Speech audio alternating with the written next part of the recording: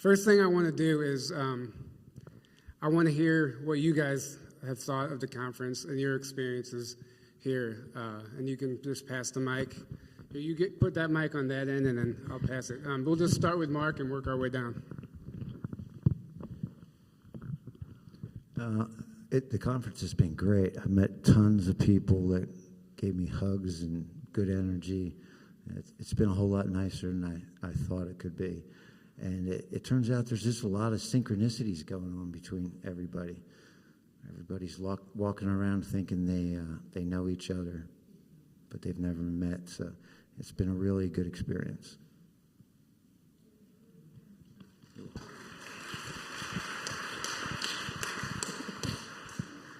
I really didn't know what to expect at first. This is my first time doing this, so I was a little nervous, but all of you accepted me, and I appreciate that, and I've had a really good time, and it was a really good setup, and it was excellent. Thank you.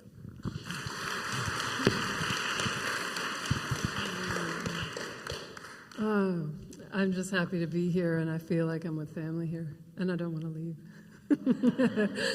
I'm tired. And this exceeded my expectations. I don't know, like you said, I don't know what I really expected, but I love the way, well, as Mark said too, we're getting along, and there's such good energy here. It's a beautiful group, changing the world, I think. I got this one. Hello. Yeah, you guys, that's you guys. I think this is my 10th live talk. And for you guys this is your first one, if you're going to go on and do another talk, the bar is set pretty high. This is one of the best ones. It's the best one for my subject matter. You know, it's like in my wheelhouse. For ours, I'll say ours, because I'm not up here, it's not a diverse subject matter. It's the same subject. So, but I mean, the bar is set pretty high. You made it look really easy, putting a conference together. And I've seen other ones go, have bumpy rides. And this one came off like a well-oiled machine. You've done a marvelous job.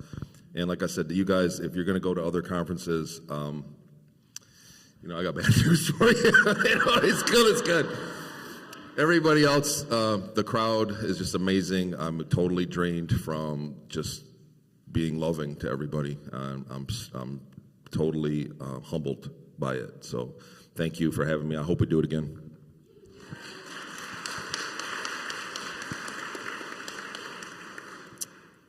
Good evening, everyone. And from my perspective, I could not have wished for a better experience, to be blunt with you.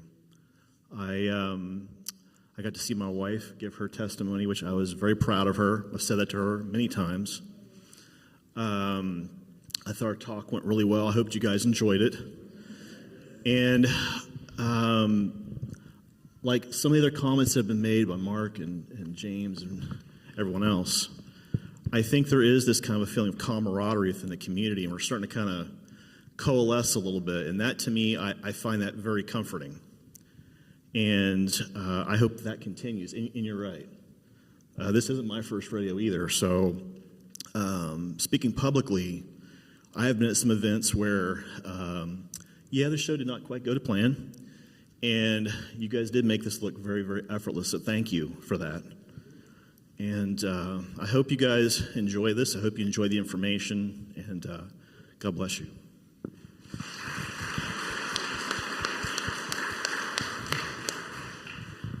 So this is my first rodeo with this subject matter, and it was absolutely amazing. Tyler, Aaron, Jim, all of you who were a part of this, thank you so much. And that means all of you who came here. And many of you have overcome feats just to be here.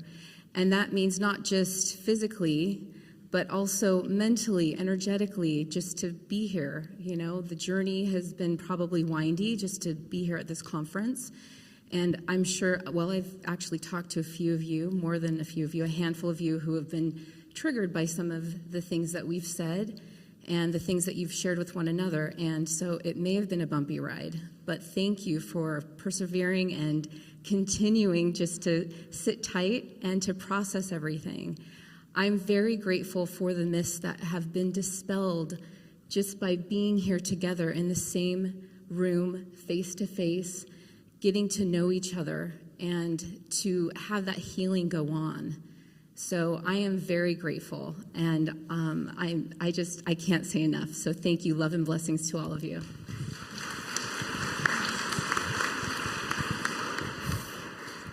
So many years ago, when I first started doing this, the disclosure community pretty much represented the UFO community. And reaching out to them with some of the information that, through at least the Mill Lab information, the response that we got from that community was very hostile towards this information. So I started off from this information being hostile to becoming a novelty, to something funny, to something that went into a curiosity. And then we find more and more people were stepping forward and also having these memories and experiences. And still, we already know we have a long way to go to get the general public awakened. But it's amazing that so many people here have shown up, and I think there's many people in this audience who might even be on the speaker circuit in the future themselves. So a lot of us are all growing, and we're going to continue to let this movement grow. Not only in our memories and our experiences as we continue to heal ourselves. And this is one way we can do it, by coming forward together as a group, united, and understanding that, yes, we don't want secrecy anymore. We want to have the truth because we're ready for it, because the people up high, the elites or so on, think that you're not ready for it. But this right here proves that you are ready for it. You're not going to go crazy to find out that, yes, we have a secret space program, and yes, we've been lied to a very long time, and there's technologies that can change the world to better, and it's time to bring it all out. So thank you all for making an effort to come out here tonight.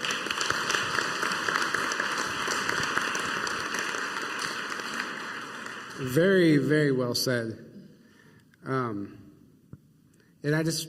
thank you all for going through what you've gone through. I mean, I know some of you guys, it's your first, but some of you guys have been under fire for a while now, and this is, like you said, they're not stopping us, so that's awesome.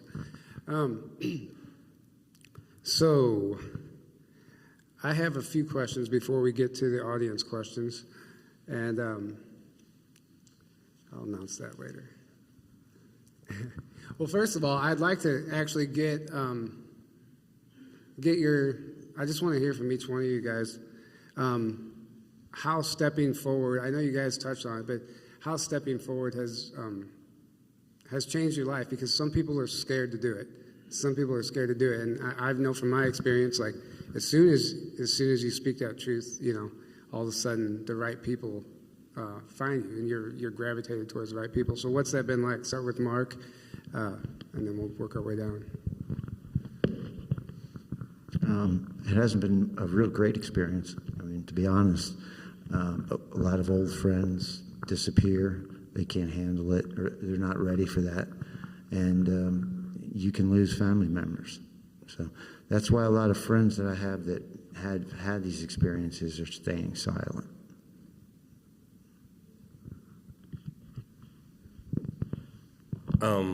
I've accidentally talked about it too with people that weren't ready to accept it, and I'd like to thank James Rink, just because he was the first one to give me the interview and the opportunity to speak up and let everybody know what was happening. And yeah, thank you, James.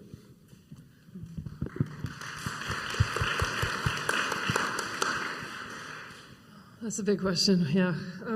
I was terrified to tell my story for the first time, and I think I was terrified before I came and gave my first live talk, right? But it's changed my life all for the better. And I think one of the things that I made a deal with myself, that I was willing to lose every relationship I had to do this. I'm not saying I did lose every relationship, but it was like, that made it okay to go forward, and that was the only thing. I had to just be ready to burn every bridge that I had to, because this was the only thing that mattered. Yeah.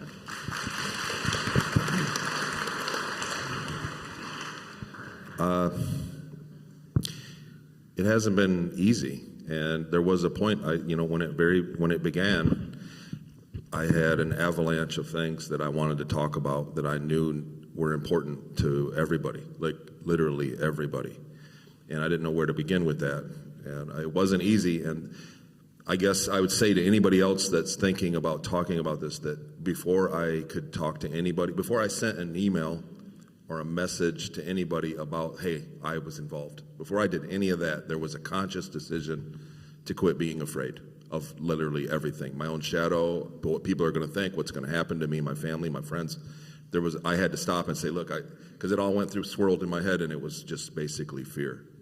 And I had to let go of it. Once I said, you know what, if they do something bad to me, they're just going to, then it's on them, it's not me. I'm not going to be afraid of it. And I moved forward.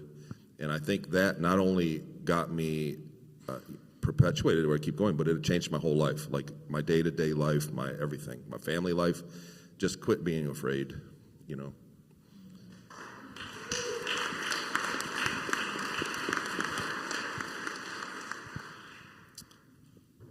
I have some mixed feelings on that question, I guess, because as some have already said, probably better than me, I have lost friendship connections.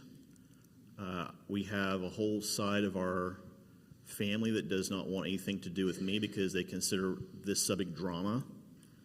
And they've watched one video and they assume that's the story, quote unquote.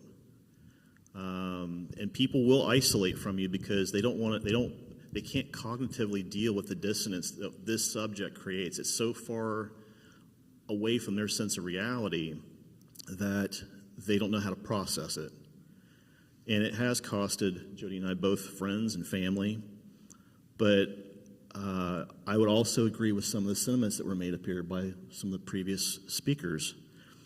And I agree with exactly what you said, Rebecca. You have to be willing, if you're going to come out, you have to be willing to burn the motherfucker down. And that means every piece of it to the ground. And there's a part of me that when I initially talked about this, the first two people I talked to actually was a gentleman that was running one of the SSP groups, and you. You and I chatted about this, James, for a while. And you can ask James. At first, I did not want to come out. I was adamantly against it because I knew the cost that it would cost me. I knew what it would cost me to do this. And the upside is that through all of that, I've now got this beautiful lady at my side. And I've got what I feel like are a group of people who know my experience. They know who I am as a person. You guys know who I am as a person. And I feel like if you're going to come out like this, you got to come out and swing big. Don't swing small, because there are people who are going to try to silence you at every single minute. They're going to cast doubt at you. They're going to try to erode your story, try to gaslight you, talk shit about you. And you have to be willing to back up what you say, right? How many times have we had that conversation, you and I?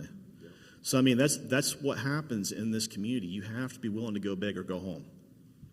And I recommend to anybody, if that's what you're going to do, understand the cost, because I've been doxxed. I've had people threaten to come to my work and beat the crap out of me. All kinds of stuff. People I didn't even know. And they were going to do that. You know, putting my private information on the internet, on social media, telling people where I live, my license information, all this stuff. That's what they can do. So protect yourself first off and foremost. Make sure if you're going to do this, you insulate yourself. Insulate the people you love. Because they're most important. The people up on this stage, we all have families. We all have significant others and loved ones that we care about. Insulate those people. Prepare them.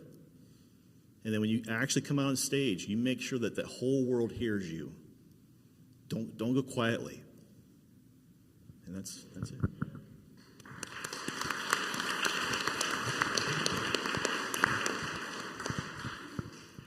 First, I want to say thank you for all of you brave, brave souls.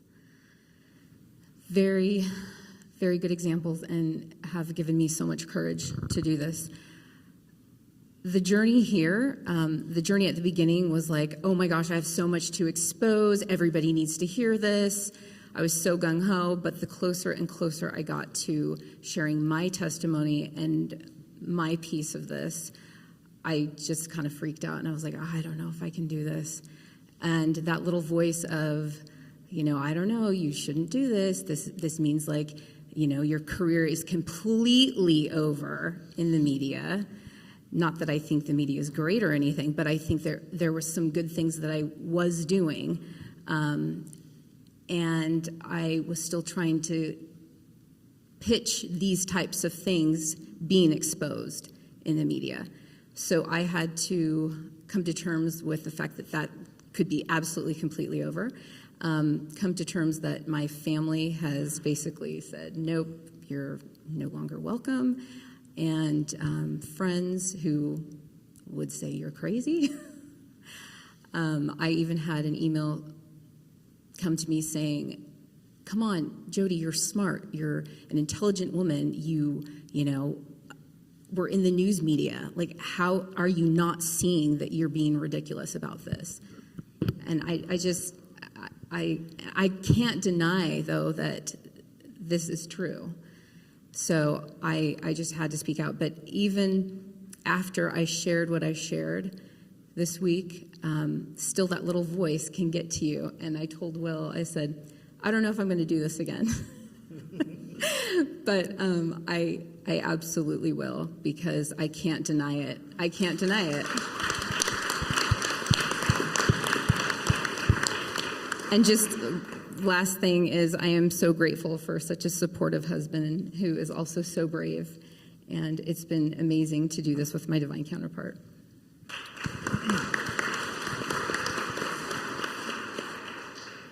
So I want to mention something to you, Jodi. Your life as a journalist has just begun, but in a new field of subject matter. We do definitely need professional journalists out here because, this grassroots movement is going to continue to grow as more and more people become aware of who they are. And we're the ones out here. I believe we're the ones out here telling the truth, and that's what we're going to continue to do. So now, what I like to do is to share something I don't really like to share publicly. Many years ago, when I first realized that I was involved in these projects, I guess going back 17 years ago,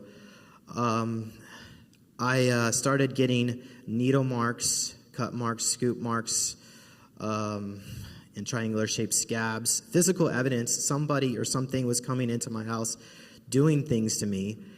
And I didn't have a support network back then. Nobody could provide me any information. The UFO crowd was not very supportive and helpful at all. So what I decided to do was something dumb.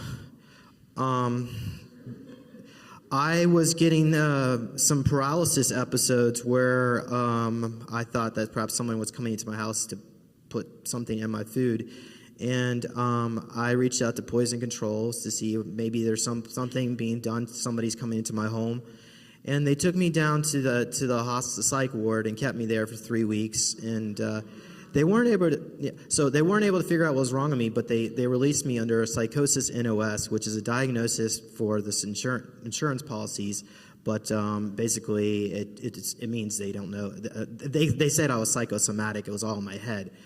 But when I got out, my family had no interest in hearing anything about needle marks, cut marks, being a super soldier, having some memories at that point, very little. And then over time, it got to the point where I decided that the only way that I'm going to find answers is I had to make my own network. And I did reach out to some people in the field at that time, but there was really no one in this that was public at that time in the MyLab community. So that's why I set up Super Soldier Talk back in 2010. And over the years, I've accepted the fact that when I go to family outings, I don't talk about anything weird around them because you almost have to look at it this way. Think of it as like you're talking to a child, even though they're older than me. I have an older sister and parents and so on, but I think of them like children, and I treat them, unfortunately, I hate to do that, but in a way it has to do with consciousness. So don't feel bad if they're at that level. Accept them at that level and love them at that level, and then they probably won't put you back in the cycle. Well, they didn't have nothing to do with that anyway, but the point is they're going to grow up when they're ready to grow up. Just like a child grows up and needs new shoes, bigger shoes, they're going to grow up, and it's going to take, maybe they're going to take a little bit longer, but you can reach out to people who are open. You can create your own network, and you don't have to feel alone, and that's partly why you're here. Well said. Very well said. It's amazing seeing all of you guys on stage together. It's amazing. I mean, you guys are brothers and sisters, and you guys doing this, it's awesome. Just what Jodi said. Yeah, thank you guys all. So this next question I've actually put a lot of thought into. What in the hell is going on this planet right now? No, but seriously, right now is so chaotic. There are so many narratives going around, so many theories about what's taking place. Has the planet been liberated? Has it not? Are these dumps being cleared? What's going on? Is the military in control? Is the White Hat in control? You know, what's the percentage? All these questions come forward. And you don't all have to answer this, but if one of you guys wants to take this or has any information you can share, just what you think is actually happening right now behind the scenes, because we have so many people trying to tell us what it is without allowing us to question it. I'm just curious what you guys think is really happening behind the scenes and who's running the show. So anybody want to take this in particular? Daryl. I was actually told, by Robert, the executive officer of my last command, that, the dumbs are being free, and the moon's being freed, and this whole coronavirus thing, he said it was the flu, but people made a big deal about the flu, and he said that, but the White Hats were going to use this as a kind of cover to be able to do their things, and they were going to let these things happen because they want the public to know what they had in store for us, like what they were going to do to us, what they had planned. And it's just to awaken the conscience of the public, and not just the public, but just all of Earth. And that's what he told me.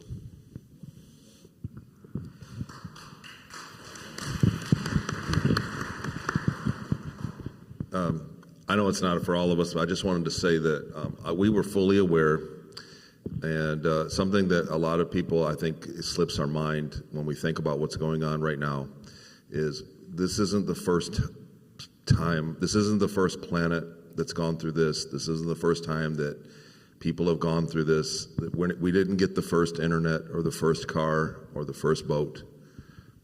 They've done this before. They have it down to a science. It's an art form for disclosing and bringing a species into the fold. And it's just a matter of what group's going to get us when it's all said and done, where the contracts end up. But they know exactly what the outcome it is. They knew what was going to happen to society when the internet was introduced. They knew it long before it was going to happen. And because they've seen it happen on countless other worlds that have gone through development. So everything that's happening, even though it might be, I guess I'm back to my fear salesmanship. There's nothing to be afraid of. Just live your life and make yourself the best person you can be. But that's all we got. And tell our truth, spread the truth. But they've done this before, and there's an outcome in mind. And it's my thinking, and it's my opinion, is if we were going to play this the hard way, it would have been much harder by now already. So I think we have great days ahead of us all.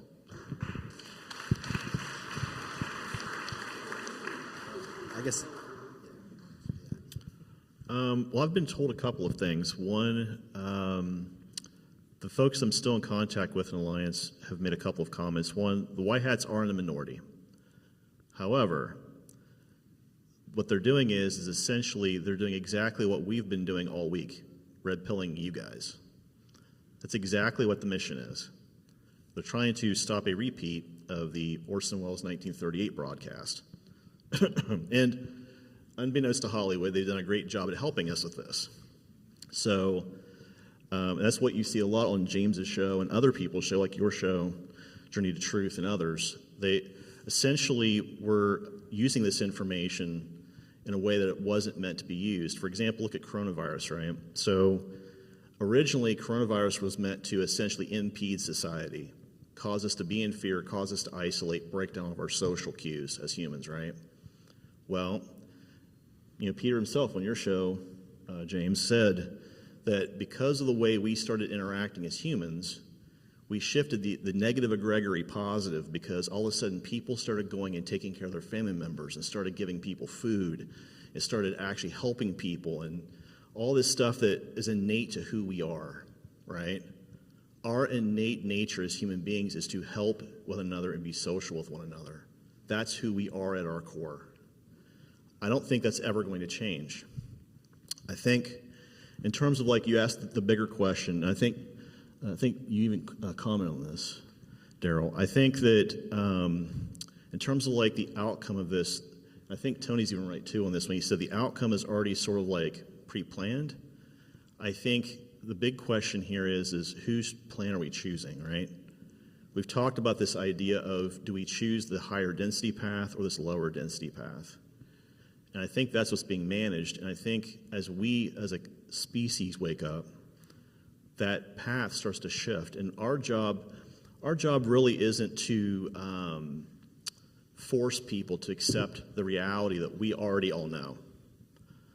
Our job is to help our species actually heal by holding space for that healing to occur. Every single one of you out there, every one of you guys, when people don't understand this subject and they don't understand what it is that we're talking about, your job is just to hold space for them. Make a space in your heart space so they can actually start healing over this. Sure, there may be cognitive dissonance. They may argue with you. They may blow up and say whatever. That's fine. You still hold them in here and make sure there's space in here for them to heal. Because that's what this is really about. We had some comments that I guess some folks that asked Jodi and I, and pardon me, one of the comments that was made was, it said, is there anything positive coming out of all this disclosure stuff? We're hearing all this negative stuff. And it's like, well, there is. Because at some point, as this egregory shifts, even more positive, these negative entropic ET species will not vibrate with the resonance of where we are as a species. They can't stay here. They'll either be forced to evolve, which means they have to raise their density, which means they have to give up the service to self mindset, or B, they go somewhere else. They have to make the choice to go somewhere else. And that's fine with me. You know, the Draco can take their scaly asses somewhere else. I don't care. But the point is that that's a choice they make as a species, right? Just the same way we make a choice, all of us in this room have made choices to raise our consciousness, our vibration, to start that healing and again, create that healing space within us to allow other people to start their healing on whatever level that may be. And that's what I think all of this is about. The whole, you talk about the name of your show, right, Tyler? The whole journey to truth, right? What is that? What is that truth ultimately, right? Well, I see that truth as achieving a species-wide love. That's what our next step is, fourth density. Now, the bigger question is, how do we get there, right? And everyone's shaking their head like, yeah, how do we get there? Well, you know what? I don't know the answer to that. But I can tell you there are lots of ways to do it. And as long as we're all holding space for that reality to possibly occur, then it will occur. Because it's not about us micromanaging the divine creator. It's about us putting the intent out there that it's going to happen, right? Everyone knows about the secret, right? The law of attraction. We attract that outcome to occur, and it occurs. We create the 100th monkey effect. So that's what I'll say to that.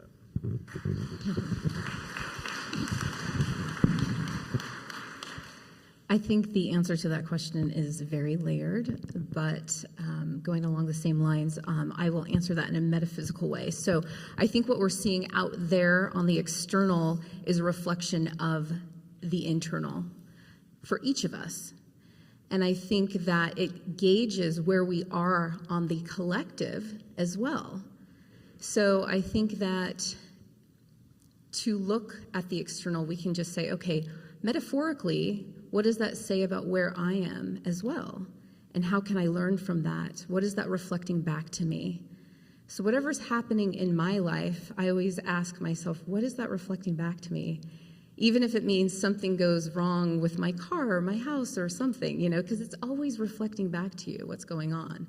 So from the external landscape, we can say, okay, this is going on in politics, this is going on wherever, with the war in Ukraine or whatever. What is that reflecting back to us as a collective and also individually? So that's where we can learn, and I think that's also what Will was saying as well. So I'm going to add a little bit extra to that. So first of all, before I get to that, maybe I'll start with this. I was told that the Arcturians and Andromedans are in charge of our government here in the United States, that at least Trump is an actor, and I'm assuming that also Biden is an actor as well, that the alliance is wanting people to wake up, so they're letting some of the bad stuff happen, and so people can become self-aware and take responsibility.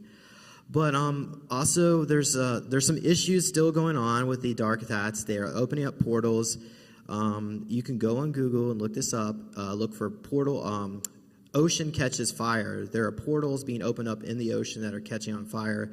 But there's also portals in CERN where they're trying to bring entities in to possess the scientists at CERN in order to conduct research on how to hijack the planetary Akashic record. So that's like the planetary egregore or the mindset, the planet. So all of us have our own Akashic record, and as we as information is inputted into us, like for instance, information about possible negative timeline or fearful stuff, what happens is through our heart chakra, we decide that we don't want that. And instead, we put in positive intention, and that gets uploaded into the planetary cosmic Akashic record. So as more and more people become aware, new information is uploaded, and that information subconsciously is downloaded to all the occupants here on planet Earth. And then on a subconscious level, they know that we don't want to manifest negativity. That's why I think over the years, I've had so many people come on my show and have all these dreams that, oh, this earthquake's going to happen, California's going to go in the sea, and so on and so on. COVID's going to kill billions of people. But ultimately what happened is something positive turned out. And I think as more and more positivity happens, the negative AI, which I think is trying to hijack the Akashic record there, the planetary one, is being it's glitching out. So the more glitches that takes place, the more people are waking up and becoming aware. Oh, wait a minute, we're in a matrix, but it's all coming crashing down. So what's going to happen? I think more positivity, but it may not be easy. We may see a collapse of the U.S. dollar. We may see the United States economy go down, but something new will emerge. And I think what new will emerge will be the release of all these amazing technologies. Maybe we'll have something similar to Nasara, but we have to get rid of the baddies first, and it may take a few more years. I think when you'll know is when the media starts telling you the truth, the mainstream media. But until then, yeah, you still have this disclosure community and all of you. You can go out and share this information to your friends and family. Well said once again.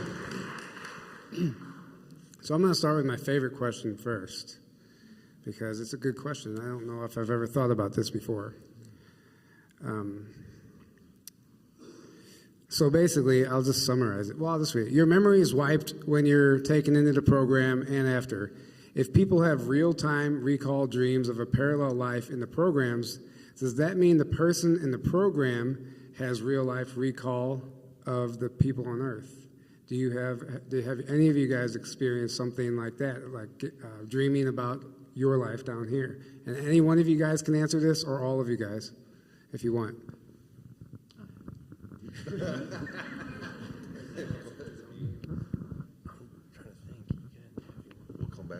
We'll circle back.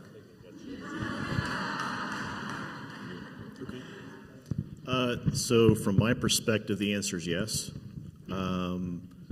It was very strange. I do have memories of actually thinking about what happened to my family on Earth, because I had memories when I was being put under hypnotic induction in '95. I had memories all the way out to 2032 in that lifetime. So here I am, knowing certain things, and the terminology they use for this is called temporal dysphagia. Basically, you have two competing timelines of memories in your head, right, or more. You've got this whole, I'm in the now, right? Your memory's in the now. And you got this whole other set of memories, where the hell did this come from? And the other set of memories is the important part, because in that memory, I told the lady about presidents that were going to happen. I predicted that. And in that lifetime, I remember checking in on my family. I actually checked to see what was happening in the United States.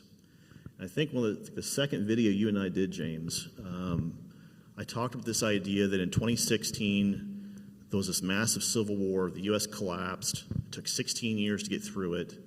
And then basically there was disclosure, like massive disclosure, because they had to. The alliance came in and basically brought med tech and food and supplies and all this stuff to Earth, and we were part of that. I could very easily see that happening now, especially with the state of what's going on, as you mentioned, and James, you mentioned this, with the state of the U.S. dollar. I could see that happening in the future. But the idea is that I did have memories of that. And I also had memories of what was going on in the media, like you guys have probably heard of the Mandela effect, right? Where you have like these weird things, you see something, you're like, well, I don't remember it happening that way, right? Well, that's sort of what temporal dysphagia is like, except worse. Because I remember certain things happening in that timeline. Like, for example, in that timeline, Bush was never president. It was Gore, the guy that ran against him, the guy that he kind of took to court in Florida, right? Gore won that. But I'm thinking, okay, so what is going on? Why did Bush win that? That's weird. So there are things like that that have cropped up. So. Is this on? Hello?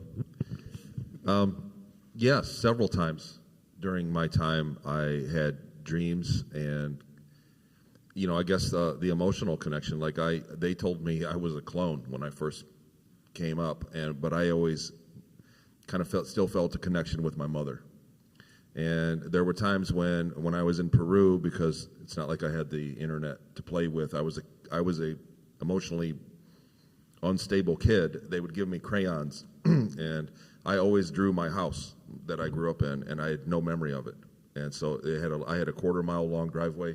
I always drew the house. It was the same picture I drew all the time, and I was always having dreams back and forth. And there were times when I would go to sleep in this life and wake up in the program for a minute.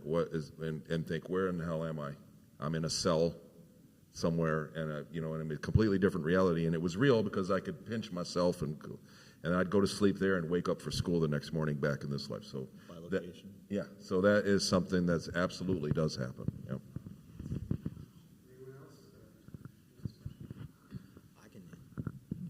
Yeah. So I'm going to just keep this really short because I can't really recall a time where my consciousness actually transferred into my clone body, and then I came back and have all the memories with it. But I know apparently one of my alters on the moon, James Ring, he was told that his home altar here on planet Earth, me, was a DNA trafficker, that I was selling my DNA to make clones and living a lavish lifestyle to making lots of money selling. So he felt resentful towards me, and I tried to explain to him that was all bullshit. And the thing is, you can't really call him up and say, hey, this is actually what our lives are like down here. They think we're living a life of leisure and pleasure, at least the ones that are not that were told that we weren't destroyed in a cobalt bomb, because typically they're told the planet Earth is gone.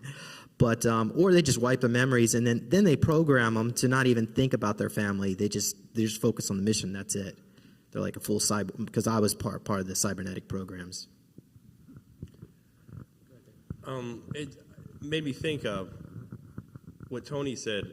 I played an instrument, so I was given pretty much unlimited access to like any music I wanted in the Dark Fleet. I think most of the other guys, they can only listen to, I don't know, maybe classical or something like that. But I remember like listening to 60s and 70s, and I would look at the covers and things like that. And I somehow knew that this was like the music that my parents liked. And it made me feel like a lot closer. And because eventually the Germans kind of, they trusted me enough that they just told me that, the stuff of the Earth being blown up or things like that wasn't true, that I volunteered for this program, and that, I was like a person. I wasn't just like a clone of some leftover scum or they told you all kinds of stuff. But I remember I remember listening to like oldies, 60s and 70s, and I knew that my parents listened to this music, and I don't know, felt more like home. Thank you. Anyone else? No? Before? I don't really ever talk about this, but I have, I have bleed through from a part of me that's still out there. Okay. Yeah, and it's, I'm still trying to put that together. That's part of why I haven't brought it up, but it's, it doesn't feel scary, and it's not a lot of action, but there's a piece that is not recalled, you know? So I hope, I don't know if I totally understood the question, but that's what came up for me. Well, there you go. Okay. Jodi, you want to take it? I was just going to say, my middle sister has not come out, and she doesn't know a whole lot about the programs, but she would tell me about how she would have these dreams, and she would like hit the ground. She'd be flying, and then she'd hit the ground with her hand, and it would be like a lot of Lixodon type stuff, and she'd have like light weapons and stuff like that. And I also remember going on missions with her. So, and it's my sister here, so kind of the bilocating type stuff. Wow. Thank you. Please discuss 5D, how it affects us, or is this 5G? Oh, it's 5G, sorry. Or 5D, both. You know, Kate was talking about cursive earlier. It turns out I can't read it, so. It's been so long since I've read something in cursive. Please discuss 5G, how it affects us, how to stay safe from it, how the vaccine and 5G affect each other, and smart meters, all the above. Can anyone touch on that? I mean, what I learned about 5G on the base, like they had the 5G on the base, and years before it ever came out, like I saw it in the mainstream. I just know that, like I said, it was a way to almost bug you without actually going to your house. You know, they can put that microwave beam right into your house, and they can look around, and they can actually talk. You know, they can project the voice, and that's all I remember of the 5G. And I remember the guy said that people are going to think that, you know, it causes cancer and things like that, but it was only if the beam went like directly through your head, if they were like putting it, you know, if they concentrated in a certain area that could affect you. But I was also told that, like, you know, by Robert, he said, you have no privacy, and you have to accept that now. You know what I mean? We live in an era where, you know, you have no privacy, and 5G is part of that now. So I don't know. Maybe it's a genie in a bottle. I don't know. We can't put back in. I don't know. Anyone else want to touch on that? Coming in at kind of a multidimensional perspective, if we talk about protection. Yeah, absolutely. Yeah, I would say I'm always given, have been given, as the EMF on our planet ramps up, I'm given a lot of geometry that moves around my body. And it doesn't have to be a material object that protects us, but if we work with our minds and upgrade our consciousness, we have geometries of light that can protect us. And that's what I use. I do think it helps, and it's upping the more shit they throw at us, the more it ups the ante for us to move through our higher consciousness. We have the technology that's so much bigger inside of us. So there you go.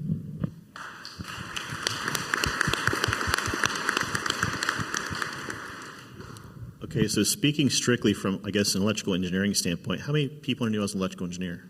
Not many? Okay, a few. I am, so. Speaking from that standpoint, what people don't realize is that RF can affect you regardless of the type of RF. The question is the level, the emission type, and the exposure rate. So that's for any RF. Secondly, Daryl did a great presentation the other night, and I thought that with the way 5G works and the way he was explaining it and what I've seen in other demonstrations, projected beam microwaves have already been talked about, but not to this extent. So we actually sent you a copy of some patent stuff, right, a while back. And one of those patents talks about this ability to take a microwave beam and essentially by changing the frequency, you can actually oscillate the eardrum bone. That's how they get the voice of God technology to work. They actually have to fine-tune that for your ear. So there's a technician or a computer sitting there constantly tweaking it until it sees a response from you. So that's the first part of how some of that works. The second half of this is with 5G specifically, you can take RF and excite certain chemical bonds. So, for example, look at the way your standard microwave oven works, right? The way your microwave oven works is that you're actually using a microwave frequency that's actually irradiating the oxygen-hydrogen bond in the actual food. And as that oxygen-hydrogen bond starts to shake, that vibration creates friction, which creates heat. And then your food, therefore, is cooked. So I hope I'm not going over everyone's head here by saying all this, because I'm kind of getting out in the weeds a little bit. Sorry, I'm getting a little fizzicky up here, sorry. A little nerdy. But the idea is that you can use RF for both good and for bad, right? I think initially when this technology was developed, I think there was a good intent behind it. The problem is we've got these bad actors in place that they definitely will use this stuff for not good purposes. And that's the real issue here is like, so do we disable the technology, or do we basically take the technology over and use it the way it's supposed to be used, right? And quit targeting people. And that's the real, that's part of what this discussion really needs to be, because what we're not seeing in our federal government is we have actual emissions and like how this RF interacts with people mandates by the FCC. They're the people who actually tell the cell phone carriers, the actual broadband providers, all these different companies that interact with the different aspects of 5G, what this stuff can do to you. What they don't tell them to do is, okay, once you've got it connected, yeah, you can't go out and just fuck with people, man. You can't. They don't say that, but the problem is they're doing it. So the question is how do we, the public, force them to comply with federal mandate laws and safety requirements, right? And that's where we have to tell them this stuff is not good for us, or this stuff doesn't work for us, or this stuff isn't good for our society. And we have to stand up and vote people into office who will do that for us. That's how a democracy works. We have to stop. I said this earlier, maybe I'm getting off topic, but we need to stop putting lawyers into the government. We need to start putting people in who actually are going to vote the way we tell them to vote their constituency, right? That's what this is really about. We have to have them mandate what we want them to do. We have to quit being the sheep.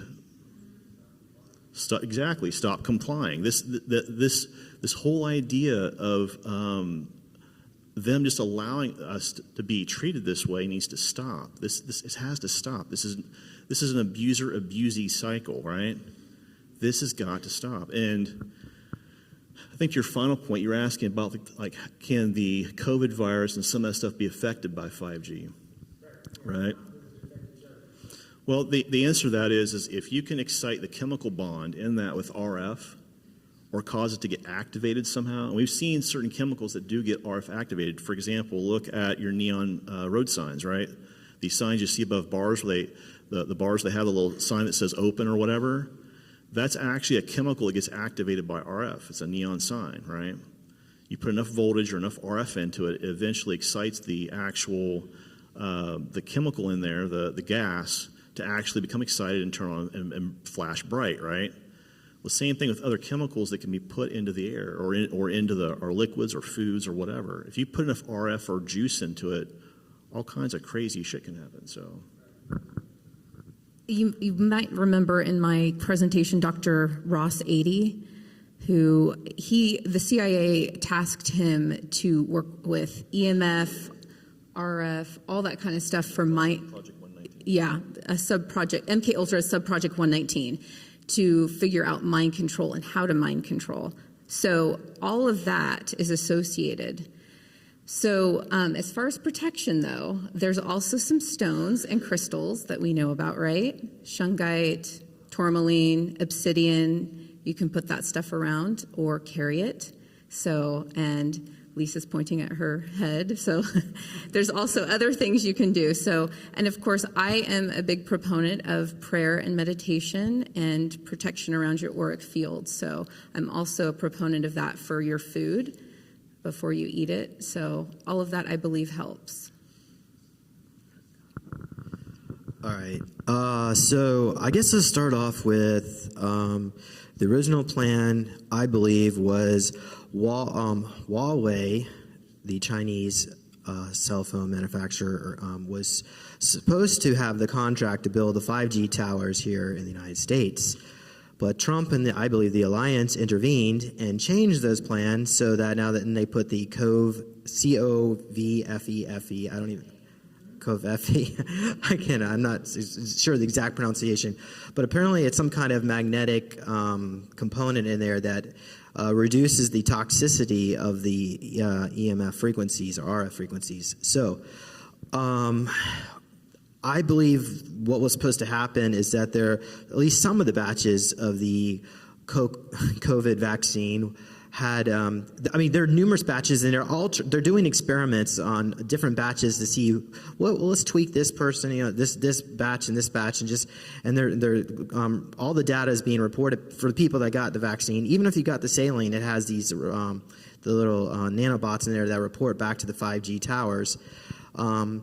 As far as mind control, I don't think the 5G technology is advanced enough to interface with, I mean, maybe V2K, voice to skull technology, giving information out, but to actually do physical. I was told that that's going to be more 7G, and I don't know how many decades that's going to be before 7G comes out, but so because because it was stopped, I think what's going to happen is just a lot of people, the goals and the plans are going to basically fail in their face of the dark side, and it's going to be exposed. But there's also another thing I want to mention is that 5G itself is extremely inefficient way of data transmission. It's actually shorter distance traveled and uses more energy. So I think they're trying to do a 3D mapping of everything around these 5G towers to see all the movements inside your house, maybe even what you're saying. Of course, they've already had that technology for many years now, but yeah, and there's of course the luciferace, those purple lights. Are you familiar with what I'm talking about? The lights, the street lights that look black. Apparently, there's some kind of tracking mechanism for people that got the vaccine that they can track with that luciferace. But yeah, at least that's what I want to come up with. Yeah, that's well. We have Omnia patches for sale. If you guys.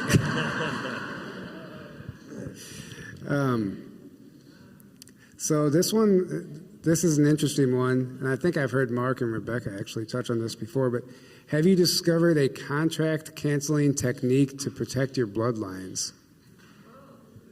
Or just even if you can offer any advice on canceling contracts?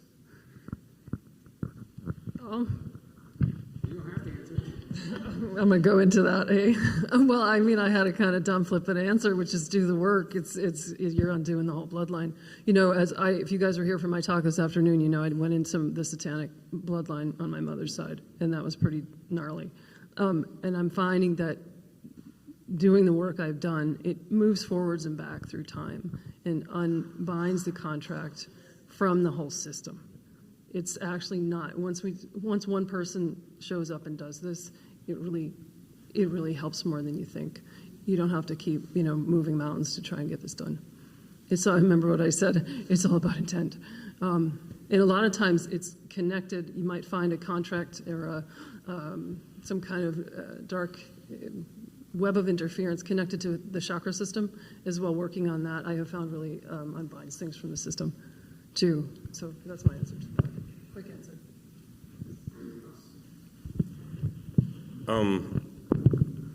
I remember, asking Robert, why do you work with these things? Why do you deal with these things, talking about reptiles and things like that?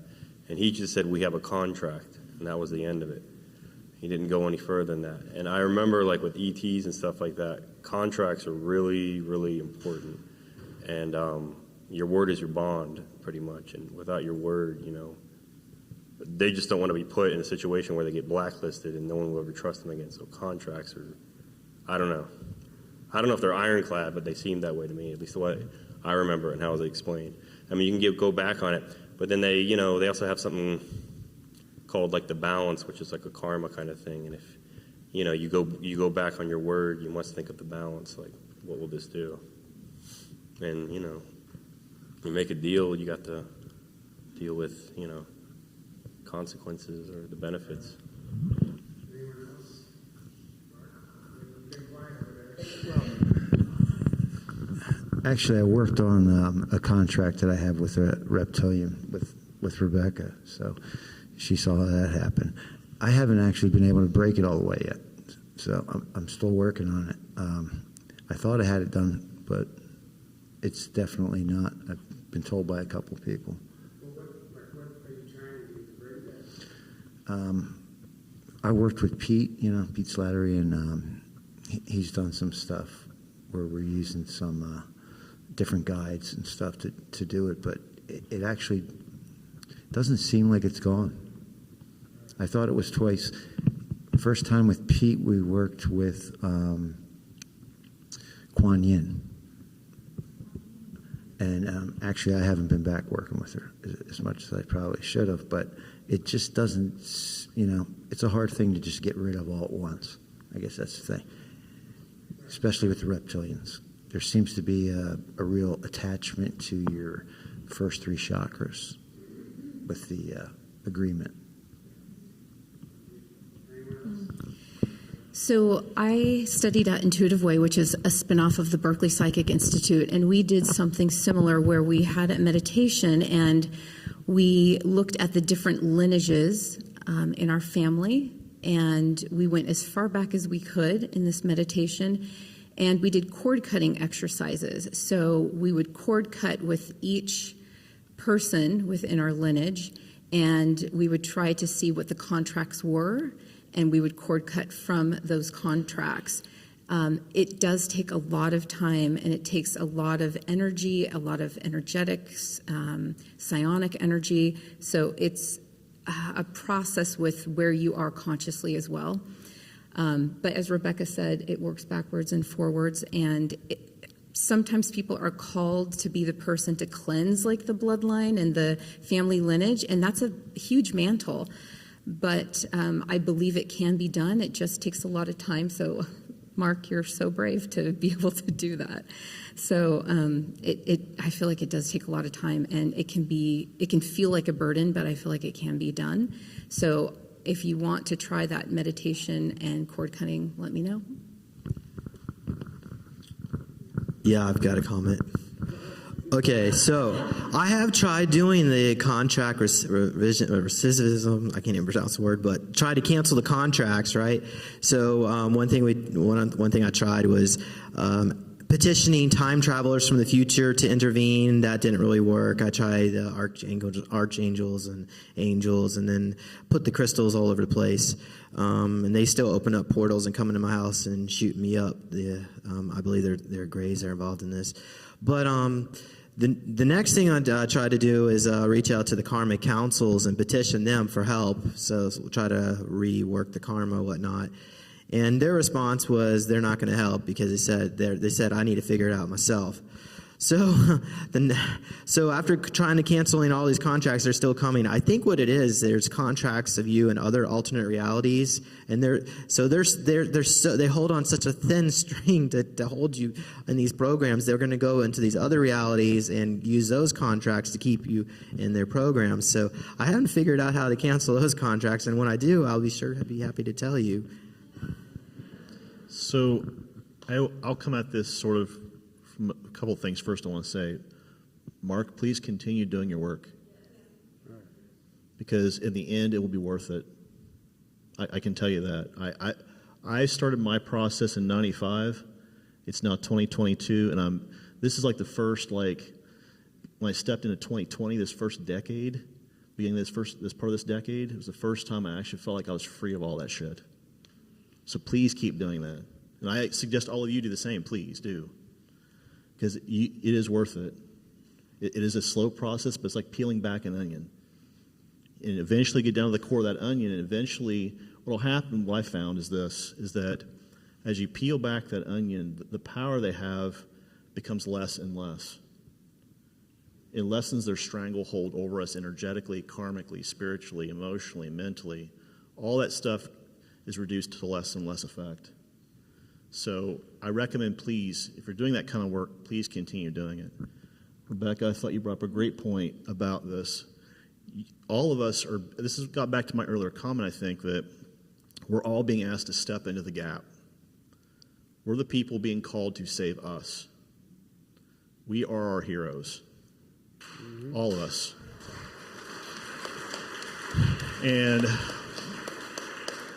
what that kind of means is that we have to make a conscious effort and choice to actually want to heal that karmic, energetic, emotional, mental line, spiritual line back through our families, right? We all do. I mean, if you look at the whole 6 degrees of separation statement, right? That means every person in this room is related to each other by 6 degrees. We're all family. So the question is how do we all heal our family, right? So that's the next thing I would say. I thought my wife brought up a great point. There are many tools that you can use to actually break the immediate energetic hold. Tools like stones and rituals and stuff, they can provide immediate relief while you're doing the actual work. That's what's supposed to happen. The stones themselves can sort of help, but you're required to do the work. You have to start doing the internal work, and that's hard. I can speak from experience, it's hard. And lastly, what I would say is that big picture is if we continue doing this, we're actually shaping a more positive outcome for our species than other species want us to have. And I think that is what they don't want to happen. So I would say from my perspective, if we're all doing this sort of work, if we're stepping into that gap, we're the ones shaping our outcome, not some other species telling us what they want the outcome to be.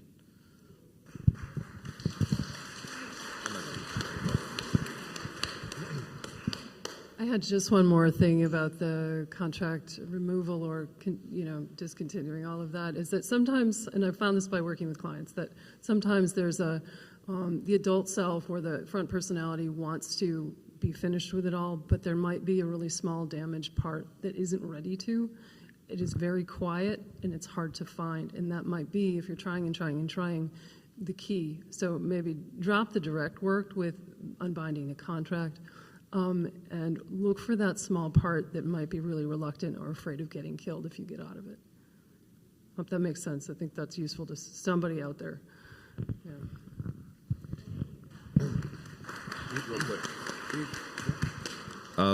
Without going too much into depth about the really advanced, state of mind that we're talking about,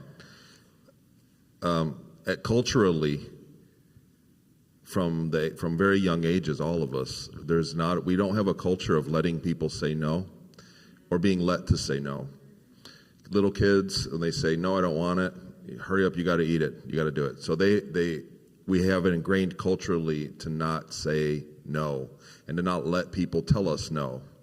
And that's how we get roped into these things. When I was on the table with an ET asking me to come work with them for 20 years, I didn't even have the option of thinking no, because I thought that there was this bevy of things. And so I look at it culturally and say, we need to learn how to say no. We need to make it healthy to be able to say no and stand in our own sayings. Even when it sounds like something good, if you have the intuitive feeling to say no, we shouldn't get punished for it, and we shouldn't punish people for telling us no. And this is a cultural thing that's going to have to advance when you're talking. The easiest way to quit smoking is not to start, to say no in the very beginning. And these contracts that we're talking about undoing would be very easy to do if we had the ability to be comfortable to say no and still get on with our lives. So, you know what I mean? I'm throwing spaghetti at the wall and seeing what happens. Right. Great answer. This one's interesting. How would we know if trauma is from a past life or from our cloned alters?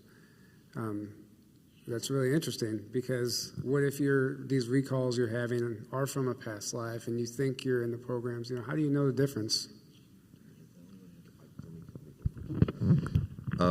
So a lot of people hear about what I went through and they want to talk to me about their trauma.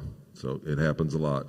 And what I found is that you would think that people would get away from trauma or not reconstruct it. But I think that on a subconscious level, when you experience a traumatic event or a traumatic period in your life, and then you get away from it, subconsciously you go right back to it in an attempt to try to master it. So you hear it all the time, and I hate to use the example, but you always hear about somebody that gets in a relationship that's very abusive, and they get out of it, and you go, "Whoa, thank God you got away from that," and they go right back into the very improbable exact same relationship with somebody else because they're trying to master that which mastered them, or they didn't have anything over. So trauma repeats that way. When you say, is it from a past life or is it from I really don't think I think that's a moot point. I think it's something you shouldn't care about. You should think about, why is it still happening? Why is it still, are you inviting the trauma? You got to let go, forgive yourself. But I've just found that it keeps happening for some reason. And I think that it's an attempt by your subconscious to go back and master what you had no control over. Well said.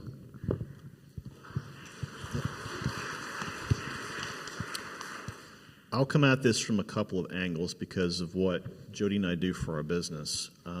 We've seen on the QHHT end of things where there are definitely patterns from past lives that create, it is trauma, and it never gets settled until the person's actually under, and we ask the question, well, what is that all about? And the person's like, oh yeah, that has to do, their subconscious says that has to do with blah, blah, blah. And all of a sudden, when the person finally hears it come through in the audio, all of a sudden they've relinquished this huge part of who they are that was causing them pain. We've had people relinquish addictions. We've had people relinquish medical issues, psychological issues, all kinds of stuff. Because the subconscious really, in my mind, and I'm going to deviate with you a little bit here on this, just to split hairs. I think from my perspective, and I think you'd probably agree, that what the subconscious is really craving is healing. It's really craving finding that, it's trying to get to a homeostatic state of, I'm okay, right? Does that make sense to everybody? And I think what's happening is the reason why it's going through this pattern of, like you said, recreating that trauma is because what it's trying to do is it's trying to figure out where it screwed up the first time. How do I not recreate this a second, a third, a fourth, fifth time? And what we do in QHHT is when we get somebody under, we're actually asking their subconscious, do they really have to go through that again? And the subconscious is like, yeah, I don't want to go through that again. So we try to give them cues, different ways of thinking about how to reprocess that particular piece of trauma and releasing that trauma.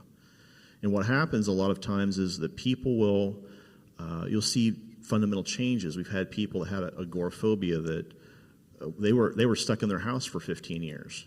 They could not get out of their homes.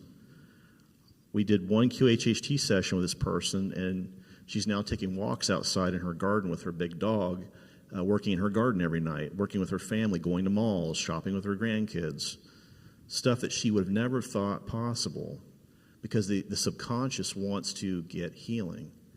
Now, the question you directly asked was, is there a difference between alter and actual past life, right? How do you tell the difference? Yeah. I would say, just from what we've seen in QHHT, a lot of times when you start seeing the physical ailment sides of stuff showing up, that tends to be more past life related. We've seen this happen a lot.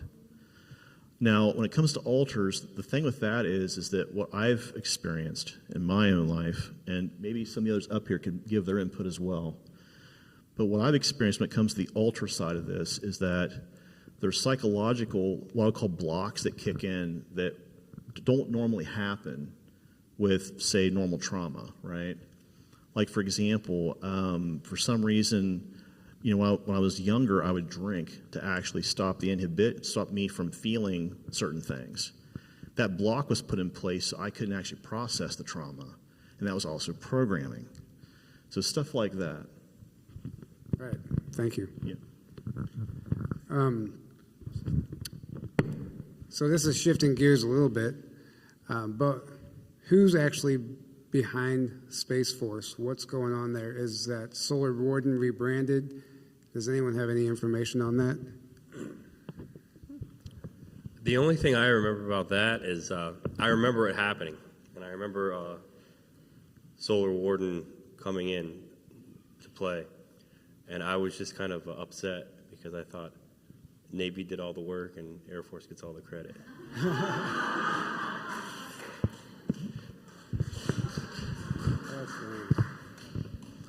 So the comment that I heard a while back was that the triumvirate essentially runs all of the programs, the big corporate super board. And when the Space Force was pitched to them, meaning we will give you a way to bring this to fruition so that the U.S. and world population can know about these programs, most of the companies rejected that offer flat out. They left the triumvirate board for a while. And the reason why they left it was because of corporate liability and law. Because what would have happened is that would have extended the reach of the international criminal courts. It would have extended the reach of certain government courts to the corporations operating on the moon. And they absolutely did not want that, because that would have meant that they could be charged with crimes against humanity. So that's where that kind of broke down. The other thing that I heard was that the U.S. military is still trying to take over some of these programs. They're trying to. Some of the white hats you've heard us mention and talk about, right? The question is it takes time to infiltrate these organizations and actually start making shifts for the better. It takes time for that stuff to happen, and that's what we're seeing set up. We're basically seeing some of these groups kind of teeing up certain actions so that later down the road, the next person who comes behind them can kick the football even further down the road, right? That's kind of the mindset here. So I personally do not think Space Force is Solar Warden. I don't believe that. Maybe I'm wrong. Someone can correct me on this. I don't think so. But what I do believe is that they are an attempt by the military-industrial complex to give some of the programs a quote-unquote out. So, is SpaceX just a dog and pony show, a continuation of NASA? My input is that I believe that was Elon Musk's way of flying Putin the finger. Say that again. I believe that was Elon Musk's way of flying Putin the finger. Telling Putin to go fuck off, yes. Oh, there you go. Because simply put, the Russians, when we stopped our shuttle program, the only way we had to get people up to the ISS was via Russian rockets. It was costing us something like $25 million per flight, per person. So if you're sending up a crew of 3 at $75 million, the U.S. is paying the Russian government to put somebody on the ISS. And Elon Musk came in and said, I can do that bigger, better, faster, and for like a tenth of the cost. And it's here in the United States. We're actually launching it from here in the United States, and it's actually a U.S. product. It's being ran by U.S. people. It's being put together by U.S. people without all that overseas garbage.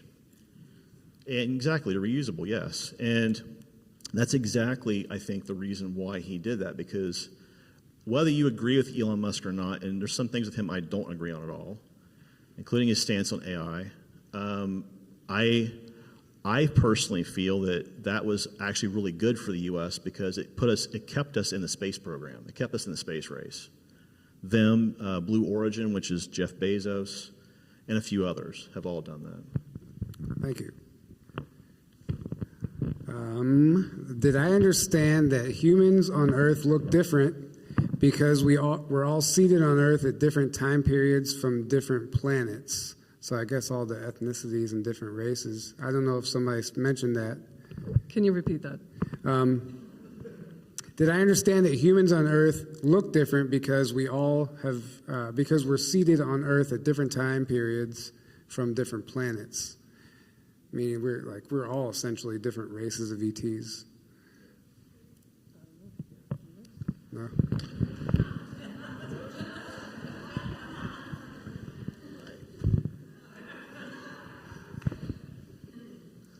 The purpose of the different races that I remember, because I was in cargo, obviously, was that certain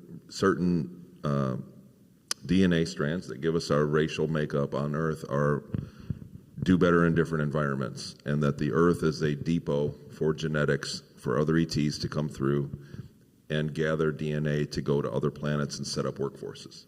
And so they put a very diverse amount of human DNA on the Earth long ago so that they had the ability to come here as a depot and gather DNA to go set up workforces on whatever, on a cold world, on a hot world. We have different races that fare better. And so that was the original framework. And so it's not very common among human planets to have the diversity that we have because we're in a kind of a more highly trafficked area. And so I hope that answers the question because it's confusing as shit. Yeah, that was great. So Earth basically has a neon sign above it that says DNA Depot. Yeah, real quick. It's on Jupiter. Yeah, real quick. I think the other thing too is that you've also got this idea of both Pangea and panspermia, right? So you've got other alien species that have seeded some of the genetics that's here on Earth. They've already proven that, for example, with cephalopods, octopuses, right? You guys have probably seen some of the articles in the news. If you haven't, go check it out. They've proven that DNA is not Terran DNA. It's not Earth-based DNA. So that proves that right there that this DNA, these life forms are coming from elsewhere in the cosmos. Secondly, and even more importantly, I think you're absolutely correct. I mean, we have such a wide variety of DNA here because we've had so many different species stop here and give donations. You know, it's kind of like we're party central and everyone's leaving their deposit, which is kind of a gross thought. So I'm gonna move on. Okay. So I think we might have touched on this earlier, but we'll see if anyone wants to add to it. Do the clones carry a portion of the original soul? If so, is the soul able to fully come together in the original if there are clones still functioning? So I guess what they're trying to say is, I actually don't know what they're trying to say.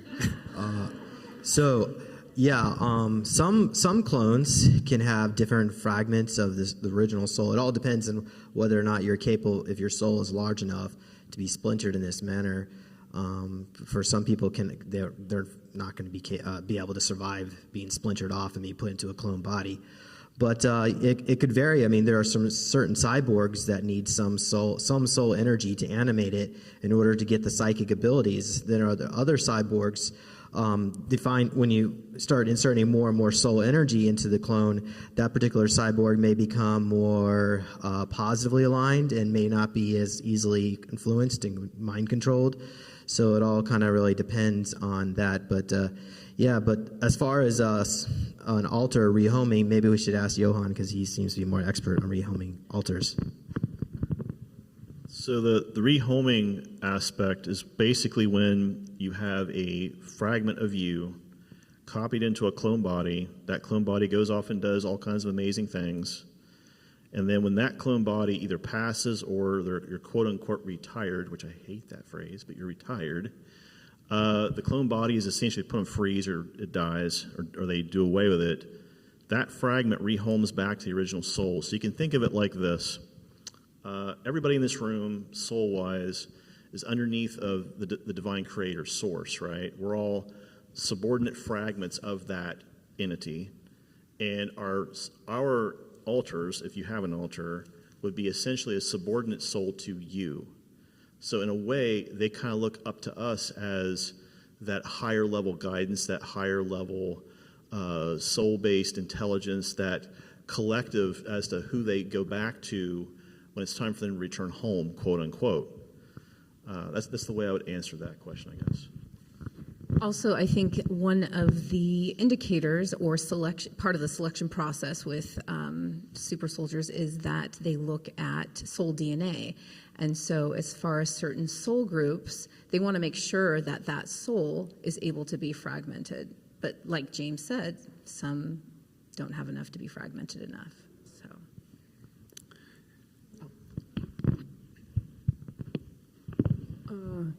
I agree so much with that. I was cloned a bunch of times, and at times it seemed like there was more than one of me running around and alive at one time out there in space.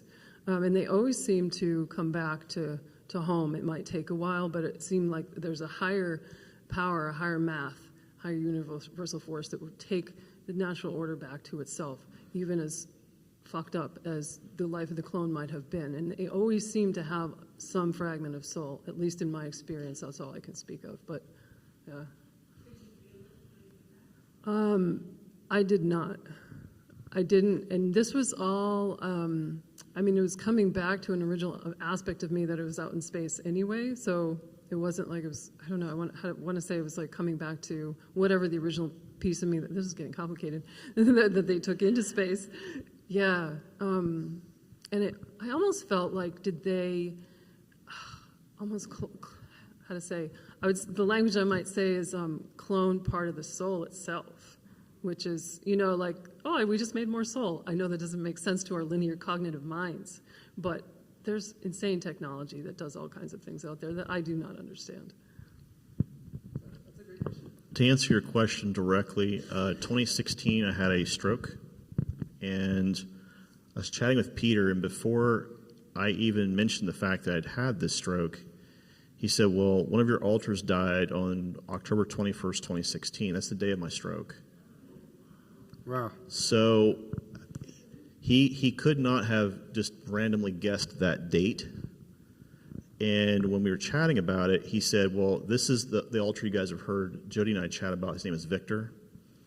When he was killed or terminated, that hit my soul very hard, because there was a lot of unresolved kind of, altars don't generate karma per se, but the energy behind it, when it hit back into my soul, had a great deal of impact because of who that entity was, that part of me was. Does that make sense to everyone? Right.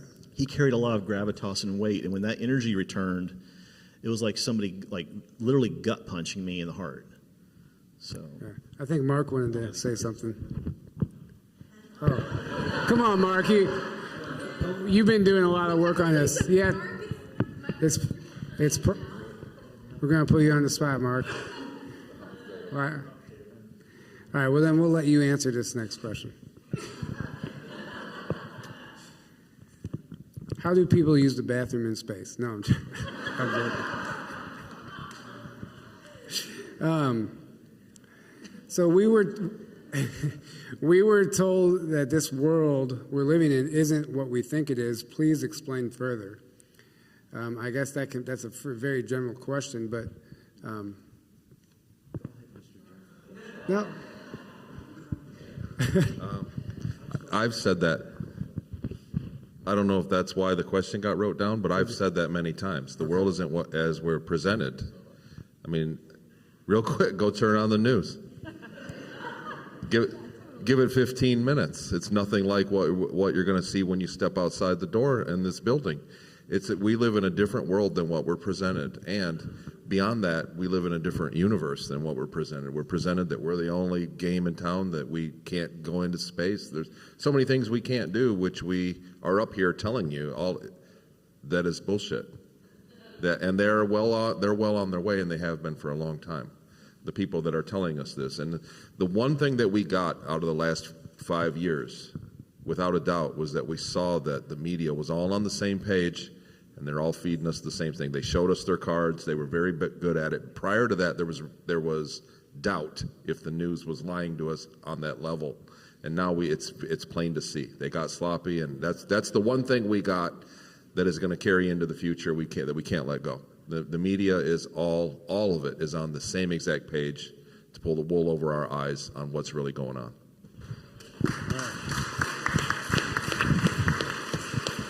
Aside from the media, then you have the history books, right? So, Yeah. I mean, we can just go down the line from history to music to the way the harmonics are in music, right? So, I mean, yeah, science.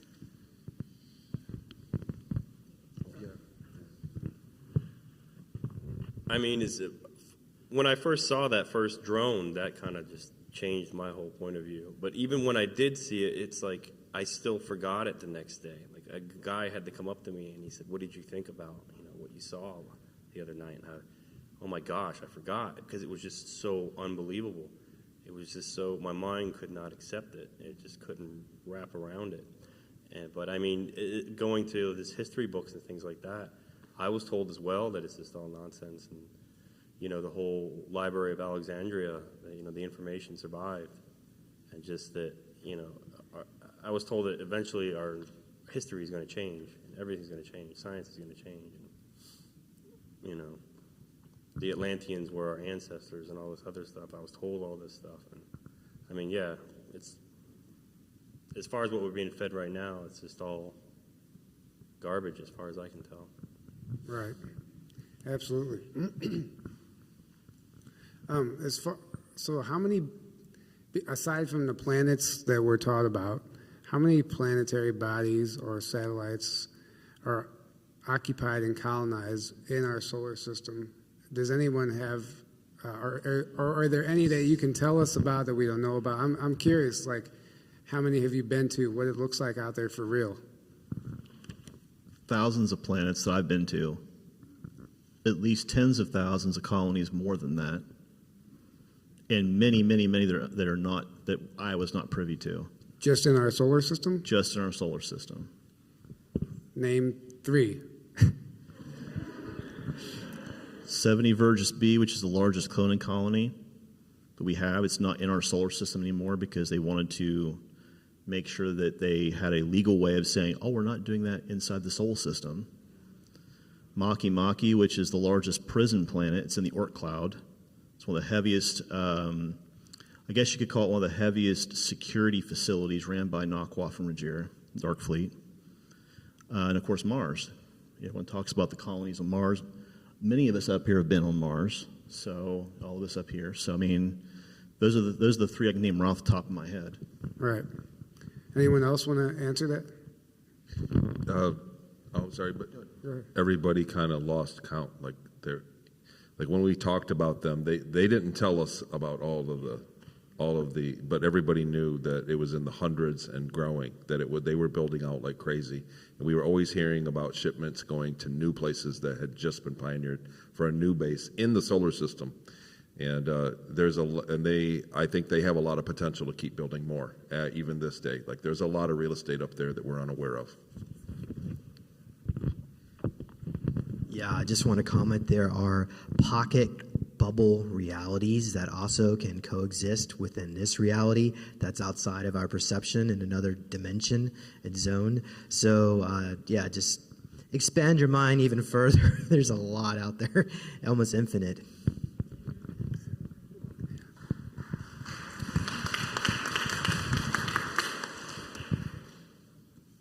The bubble outside of Jupiter, is that what he's talking about? A pocket bubble reality? That's exactly what he's talking about. I know you've explained it before. Could you explain how that works? The GPS part of it again?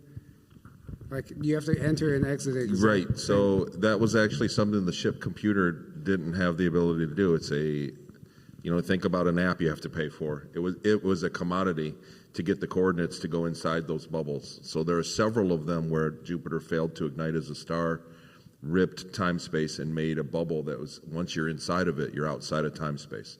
So that you can go in and come out at a different time and pretty much the same location. But it's also very secure. If you think about that as a military base, how do you attack it? It was your speed and angle and position on the bubble when you went into it would determine when and where inside the bubble you went. So it was very secure for that reason, because they had literally billions of years to choose from to set their base up. So you could go back in, if you didn't know where you were going, you would just go in there and find an empty bubble and there'd be nothing there. But we got in trouble a few times with it, and they had to go through a great deal of trouble to get the right coordinates to go in there for any kind of meetings. And once you get in there, it's just black space. There's no stars, there's no light, nothing. Thank you. So this actually is a good segue into the next question, unless somebody else wanted to add to that. Not to get religious, but there is a biblical scripture that I feel like actually goes with this as far as the magnitude of worlds, and that is like the sands on the sea and everything. It's worlds without number. That's like the magnitude of worlds that are inhabited, in my opinion. Just for my own curiosity, we need oxygen. So what's happening? How are all of these planets? Do they all have oxygen, or are there certain atmospheres set up? How do you survive? Well, the number one way is the planet already has naturally producing fauna and flora that actually produces a breathable atmosphere, right, or a mix that's breathable. The second method is you actually split water, produce oxygen, and then you use a scrubber system inside of that environment to keep it clean, right? Some sort of chemical scrubbing system. And the third method that we know of is obviously an agent or something that can pull CO2 out of the air. So any of the exhalants that we would breathe out of our lungs, there are systems aboard ship that actually pull those chemicals out of the air and turn them into what they call a condensate that is actually removed by the quote-unquote cleaning crew, which is actually us, but that's a whole other story. The people go in, they clean that stuff out. It's basically like a gray chemical that they scrape out and dump into a bucket. So... Also, there are some cyborgs which do not require oxygen. They can be in outer space and survive just, I want to say just fine, but yeah, so. That's interesting, yeah.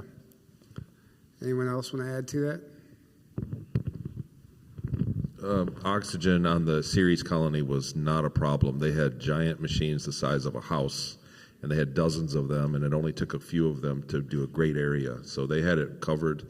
It was a very redundant thing, and it was not something that was even in question of ever not having oxygen. So they just needed to turn it on and power it. It didn't need anything else. And they were literally the size of like a farmhouse, and they were set up throughout the colony. And I was told just the hangar bay only needed 2 of them, and they had something like 14 of them. But because the doors got stuck open, then we still ended up without air. Well, so going back to like the time bubble thing, that somebody's interested in knowing, can you please differentiate the difference between density and a dimension? Dimension is more, in physics, it's more of a place, if that makes sense to people.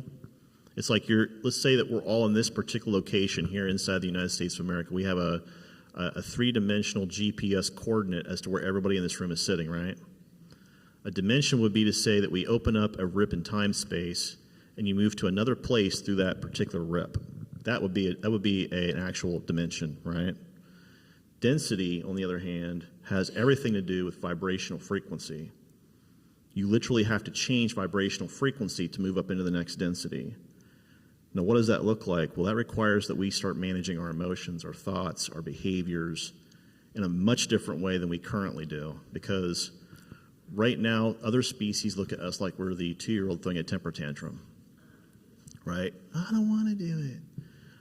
But the idea is that as we start managing our emotional mental space, that vibrational density shift occurs. We start stepping, right now we're in that young kid stage. We eventually step into the tween stage, right? That's what these other species, in my opinion, are waiting on when you make that shift into the higher density.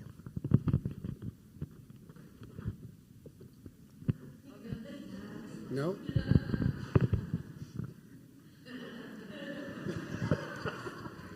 Thanks, Mark. Good, that was a great answer. So this is interesting, and this is a good one. What's the best way to integrate all that we've listened to and learned about this week? And thank you all for sharing your stories, because that is actually great, because there's a lot to process. And, yeah, please, anyone who wants to take that. I think I saw Mark raise his hand. Give it to Mark. He can answer it. Yeah, there we go.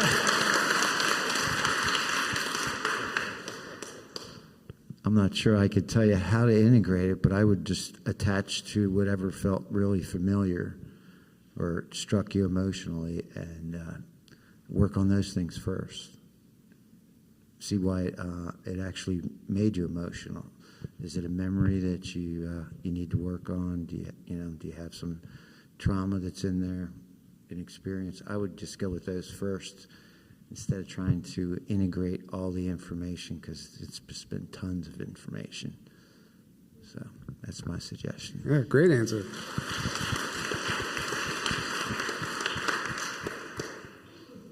I guess mine would be just, don't ever lose hope. It's just, we're doing this for a reason. It's just, don't ever lose hope. That's it.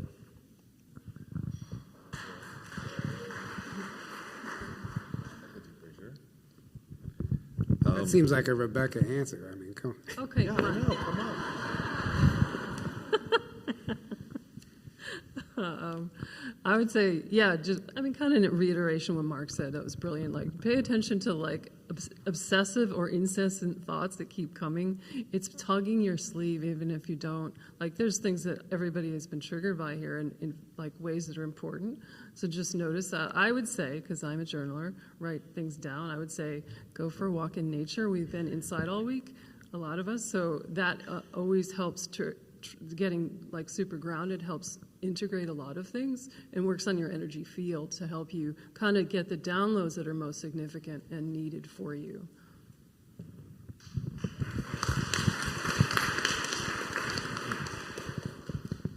I would say you got to keep working.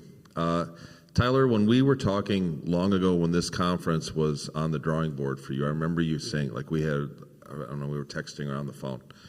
And we were worried about what we're seeing about this information, about the secret space program, and about really what's going on with it, because the information kind of on a curve exploded in around 2014, 2015, and now we've really seen it taper off with a lot of the drama and a lot of people that stepped forward and they're now stepped away. So we're seeing and then on top of it, a real collective, a concerned effort on scrubbing us off of media. We're starting to see it swept under the rug. We really are. And so that's why we have this conference to try to keep the ember of the truth of this burning. So I would say the way to integrate this is A, to keep studying. If you have a question, begin looking for the answer for your question, and B, to share this with other people. We want this to proliferate. This is a big deal. And that's how we're going to get a disclosure, is when everybody's aware that a disclosure is even possible, because most people don't even know. So I would just say, champion the research.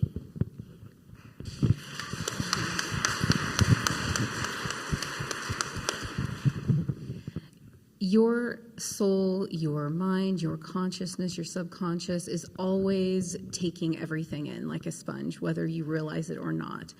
So even if you have nodded off, during something like this, you're still taking it in. If you've yawned, that's usually a sign that you are expelling energy. So it's okay. But to integrate your inner GPS will let you know what to integrate first, and then subsequent to that, and then subsequent to that. It's all dependent on what you can emotionally, mentally, energetically, and spiritually metabolize first. And it'll just go in phases, and you'll know, your soul will know what to integrate and how to integrate that. And I love what everybody has said. I mean, from journaling to, taking a walk out in nature, you'll have dreams. You'll have, I'm sure, vivid dreams. I'm sure some of you have already had those vivid dreams.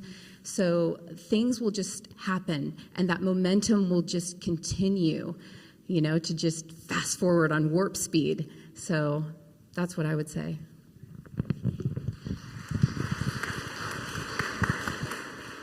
So, quick question to Tyler. Do you still have any more T-shirts? Yeah, they're for sale in the back. Brookie's raising her hand right now. If you guys want them, there's some smalls and mediums left. So, summer's coming up, and you're going to be with your family at family outings. Why don't you go ahead and get yourself a T-shirt? And if anybody comes up to you and asks you, what is a secret space conference? What does that mean? Now you have an opportunity to educate them. All right. Thank you. That was great. There you go. Somebody's running already.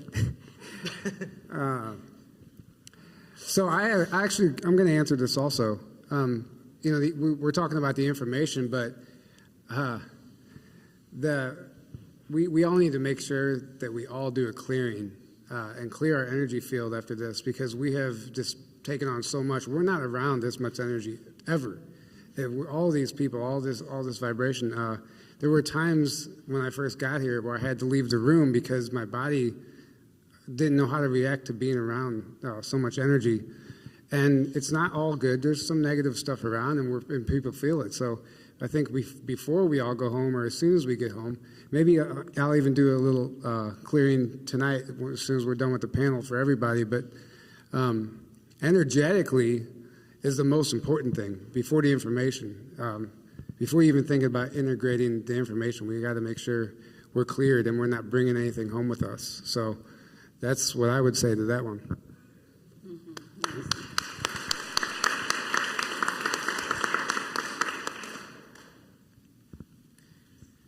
Okay, we'll do one or two more. I think we already answered that one. Since we all came from Source and we chose the experience we want to have, then this entire experience we are going through now, and every experience that has ever been had, is it all part of a movie or the experience Source wanted to have? Okay, well, I guess I'll answer that. And this may be more of my opinion on this, but so some say that we're here to learn. I'm going to comment that we're here basically to be, okay, as above, so below. Just like it's chaotic here, there are beings above us in higher dimensions who are in charge of these councils, who, in my opinion, really don't care about us. I'm not trying to be mean or vindictive, but I think when we accept this thought that it's okay to be traumatized because our soul grows, that belief system, I believe, is a fallacy, because the reason why they wanted to do that, they wanted our souls to grow so there'd be more souls for them to control. So the point is, I believe the best thing to do is to come up with a new idea to accept that trauma and torture needs to come to an end. It's important to treat everyone with love and respect. And we probably need to get reformations up in the higher realms as well, the councils that are overseeing this, because it's outrageous that this is taking place, that humanity is being treated as a chattel factory.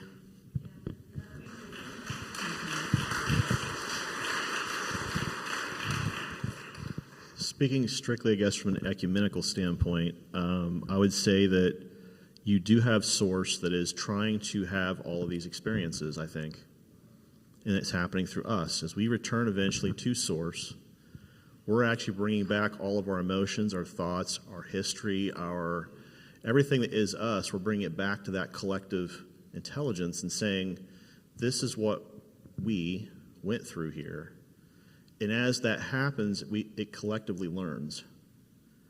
It's a collective idea that if it sends out many souls of itself to have these experiences, it's a much faster learning process, right? Instead of having just one soul having an experience and waiting on that soul to return, you've got billions of souls out there having that experience, and they can return eventually and bring all of that back to Source. I do agree with what you're saying, though, James. I think the way that the corporations have hijacked that system and turned this into this weird kind of a chattel factory, to me, it's a species-wide travesty. That's what I would call it, if I had to call it something. Anyone else want to add on that? Add to that? Tony by default. The benefit of if you look at the scale of what's gone on, and I'm fully aware that a lot of people in the audience have had their own experiences and could easily come up here and join us. Not everybody wants to talk about this, but when you look at what we went through, everybody up here had a certain amount of trauma and, not some kind of gravy, easy existence to do this. But we're the ones sharing it with you so that you don't have to go through that. So, and I think that's how it works. I think, and someone asked me long ago, why does the suffering that you went through, Tony, why does that even exist? And I thought to myself, it's for growth, because 80 years or 100 years of suffering, what does that mean to a being that lasts millions of years? It's really not a big deal. It's just one bad day of getting the work done and getting some growth out of it. So that's really, when you look at our lifetime, over the course of what we really are. So there's a lot that can be gained, but I mean, not that I would ever recommend it. Right, right.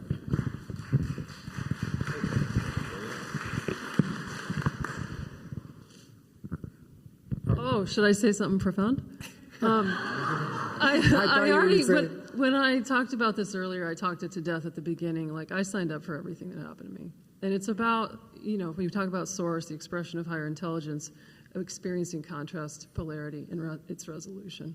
And like I said there, I wouldn't be here if I hadn't gone through everything, so I could be a voice of disclosure. I think that's kind of what you're saying. Yes. Right. So, there you go.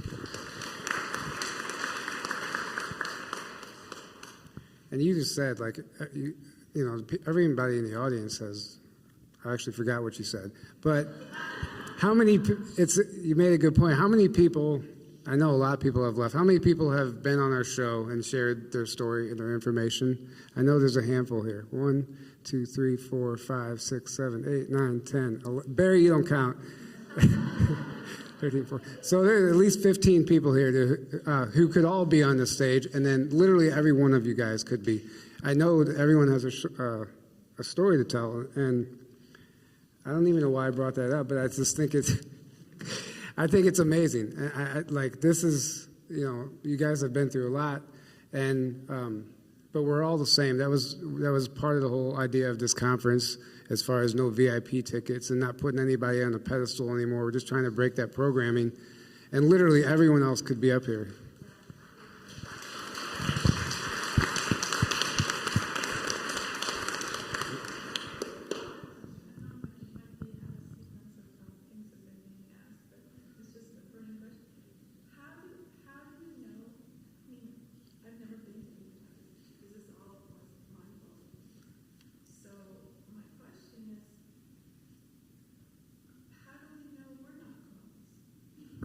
How do we know we're not clones? Buy a microscope.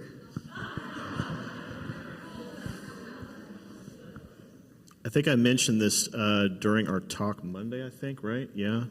So there's a couple of ways that can be approached, but the main way they typically, it's the easiest verification, is to actually look at your thumbprint under a high magnification scope, right?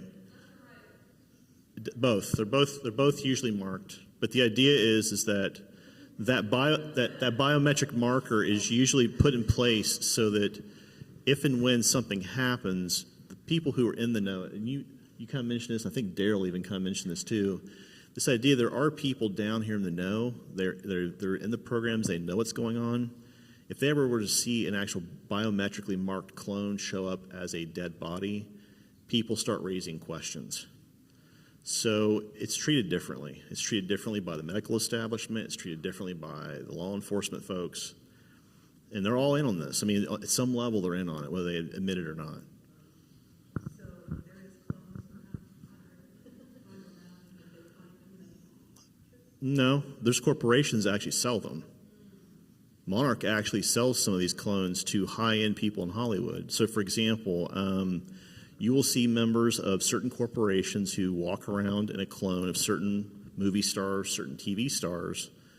For example, and I think you've talked about this with Peter and some others, if you look at like Heather Shaw, the person who runs Shaw House, right? She's walking around in the clone of Taylor Swift because she lives in London. And what happens is Taylor's now husband, I believe, he is from London. They travel there all the time. It's not unusual to see her in that background, and it affords Heather Shaw this little bit of notoriety when she goes out in public. It doesn't look like her. So there, yeah, Vanessa Kirby, right? Yeah, that's another one, right? Yeah. So you have all these folks that use these clones of these superstars. Who's the guy that's in charge of Umbrella? Richard Bay. Yeah, Richard Bay. He's actually using Tom Cruise's clone. No. They're actually being used. The DNA is being used and resold. And the stars may even sell their DNA. There's a whole DNA market. You guys need to understand the U.S. dollar does not mean shit. DNA is capital. It is the capital. Anywhere in the universe, DNA is capital, is king.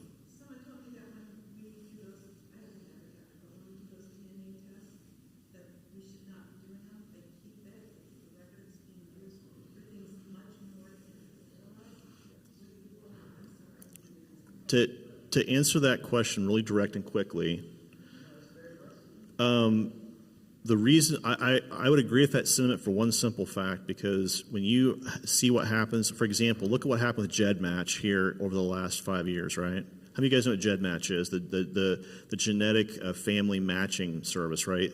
They actually help you create your family tree through genetics, blah, blah, blah, right? So GEDmatch, like Ancestry, like 23andMe, like all these other sites, if a law enforcement officer actually puts in a petition or a warrant for that DNA, they can in fact pull it. With GEDmatch, it's even worse, because GEDmatch actually gave law enforcement a backdoor to allow them to search through all the DNA profiles. So they started clearing out all their old cold cases using GEDmatch, which, by the way, is actually against the law, because you are free via the 4th and 5th Amendment. You're free from unlawful search and seizure, and you're free from the right to self-incriminate. So, in my opinion, that's improper use of genetic material, which should be illegal.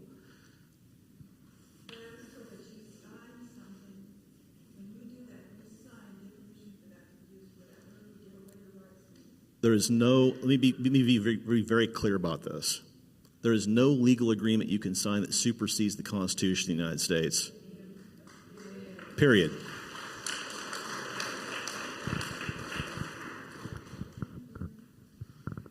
That's interesting. The movie The Sixth Day depicts, they said there's a code printed under your eyelid. I wonder if there's multiple ways, just aside from the film.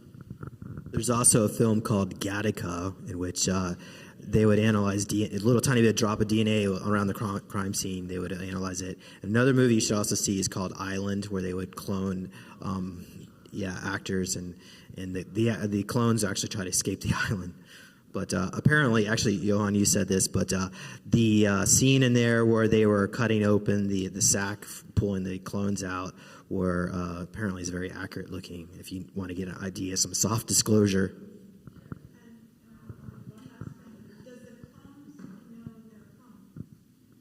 I don't think so. No.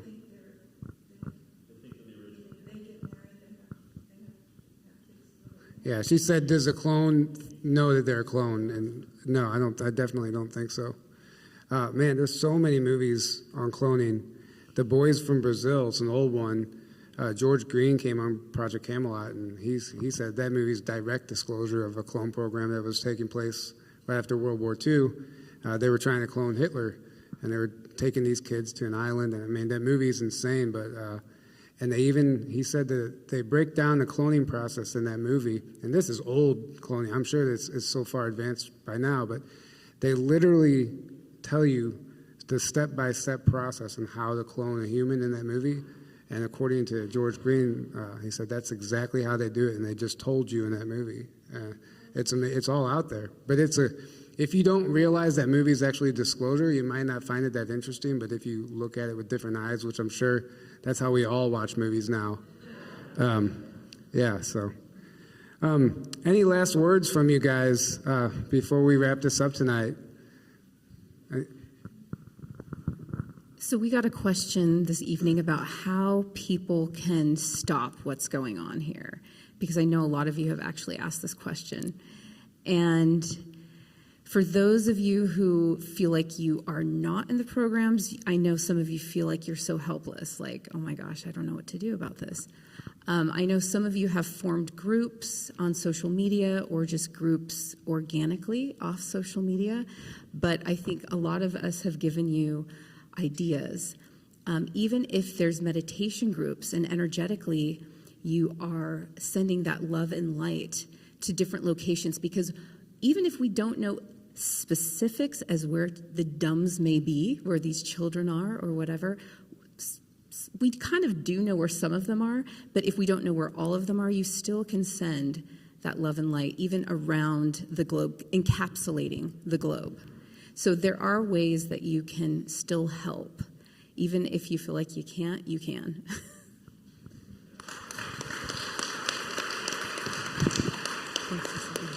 Yeah, on that note, which is a beautiful note, like I wouldn't have been here and open to this if it wasn't that I had my own experiences. And for those who are here and don't identify as abductees or, having been taken into the programs, wow, applause. I think that's so open-minded and so beautiful. Like your presence here is astonishing. That you have gone down some rabbit hole or received information from somewhere and you followed that trail and you came here. You're holding space for all of this to unfold in the public eye.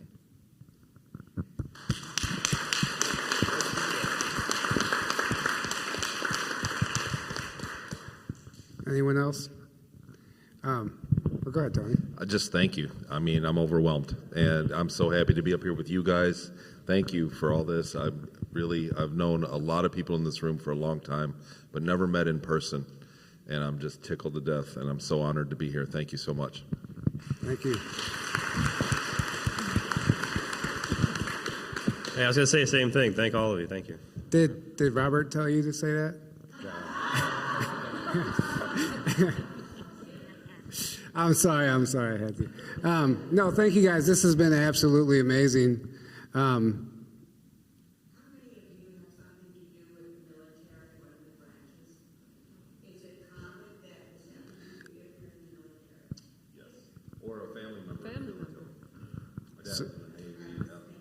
Right. I think it's common for...